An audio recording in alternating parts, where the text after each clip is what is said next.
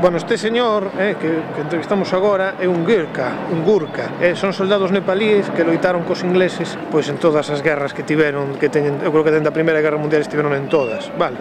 Son de Nepal, xa vos dixen, teñen moita fama polo seu valor e tal, o que pasa que o goberno británico, pois sabedes, non lles deixa trasladarse aquí, non?